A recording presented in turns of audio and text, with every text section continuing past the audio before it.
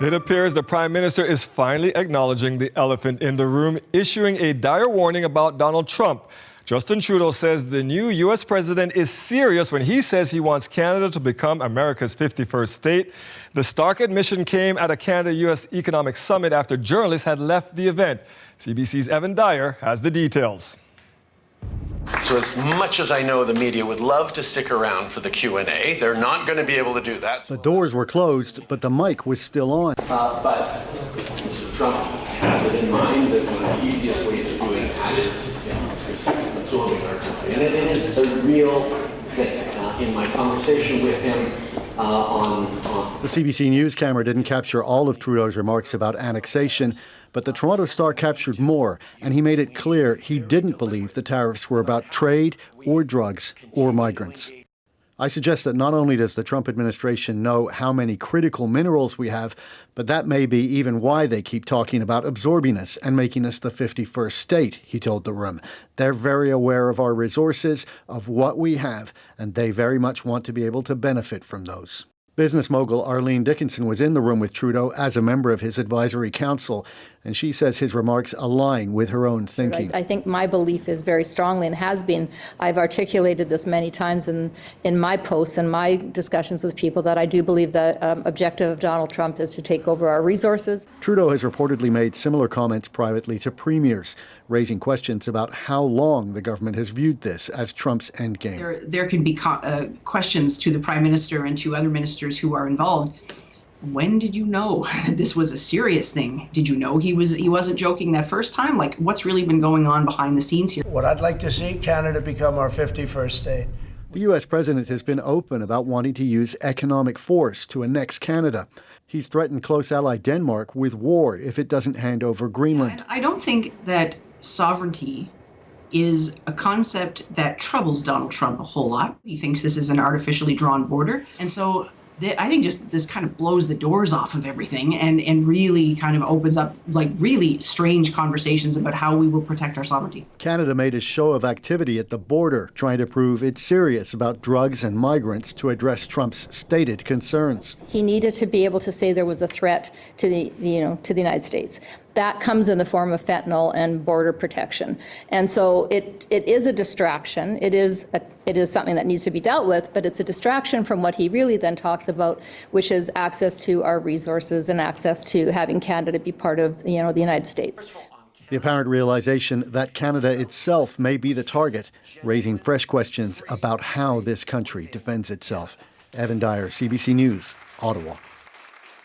So what steps should Canada take to protect its resources, including critical minerals? Let's bring in Sonya Savage. She's Alberta's former Minister of Energy, Minerals, Environment and Protected Areas, and she joins us tonight from Calgary. Thank you for making the time to be with us, Sonya. What's your take on Prime Minister Trudeau's comments about Trump wanting Canada's critical minerals, especially after we heard Donald Trump say, there's nothing in Canada I need. I don't need Canada. There is something they want here, no? Well, I think they do want access to our minerals, our critical minerals, but they don't need to acquire the country or annex the country to get access. In fact, our producers of critical minerals, and we have several projects, several producers wanting to develop and open markets, want access into the United States markets. So you don't have to acquire the country to do that. I think in fact, the U.S. has the U.S. Department of Defense in the Defense Procurement Act, the Defense Production Act actually allows U.S. funds to be deployed in Canada to develop minerals. And our companies here in Canada need access to funding to attract capital and financing to develop these projects. So we have a mutual interest in working together for our producers here to access their markets and U.S. to have access to our resources. And this is about China.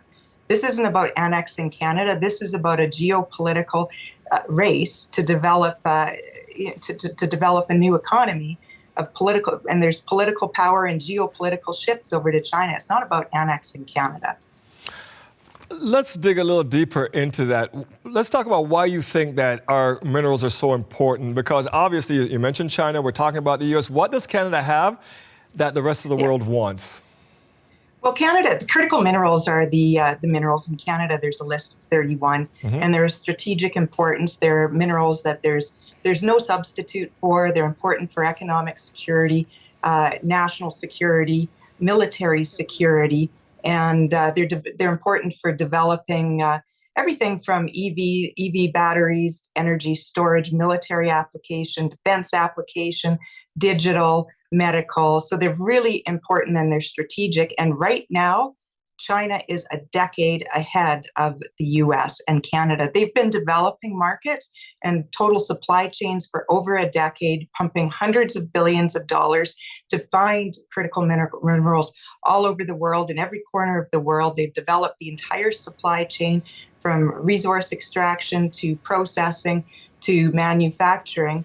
And with that poses a national security threat, not only to the United States, but to Canada. So that's why, and we even saw under the Biden administration, a very big interest in developing those supply chains in North America. And this is no different. This is a continuation of the importance of developing. Because if we're not going to develop them here, we're shifting economic power over to China. Yes. And they're already a decade ahead. Now, you created a strategy yourself to protect Canadian minerals while you were part of the energy mineral sector. How much could that strategy safeguard our resources now? Well, our strategy was to develop our resources and get them to market to produce economic prosperity for Canada. We're not protecting them, we're developing them. And to develop them and find markets, we're going to need a lot of capital. We're going to need equity and financing, and that money is we don't have it in Canada. We're going to need access to it out of American markets. We're going to need offtake agreements, contracts, long-term contracts to help develop the resources. So our mineral strategy was about developing those resources and creating jobs. Justin Trudeau said at the end of the conference that Trump has it in mind that one of the easiest ways of gaining access to our resources is absorbing our country. Off the top, you said you don't agree with that. Why not? No. Well, I think you don't need to absorb the country to get access to our resources. You need to develop the markets. And that's exactly what others are trying to do, is work collaboratively with the states to develop those markets. In fact, Minister Wilkinson was down in the U.S. doing exactly that this week, trying to acknowledge and understand the joint dependency in the U.S. and Canada and the need to work with each other. I think Prime Minister Trudeau was just trying to deflect, trying to fear-monger, trying to stoke fear instead of find solutions for a problem. I mean, if so no President worries Trump, from you about the tone that's coming from the current president in the U.S.? Well, no worries at all for you? If President Trump was wanting to acquire Canada for our resources, it would be about our oil reserves. We sit on top of the third largest oil reserves on the planet. And we all know President Trump loves oil. He calls it the liquid gold. So if he had an interest in acquiring Canada, it would be about oil. But you'll never hear that from Prime Minister Trudeau, because that would be acknowledging that we don't have other markets for our oil. And that's the failure and lack of building pipelines, including the one that Trudeau himself vetoed. So I don't for any circumstances feel that there is a risk that Trump wants to acquire Canada to take our critical resources. If we just develop those markets and work with them, work with our producers here in Canada to get them market access to United States and other markets, that's what we need to do. Sonya Savage is Alberta's former Minister of Energy, Minerals and Environment and Protected Areas, and she joined us from Calgary this evening. Appreciate your thoughts here. Thank you, Sonya. Thank you. Thanks for having me.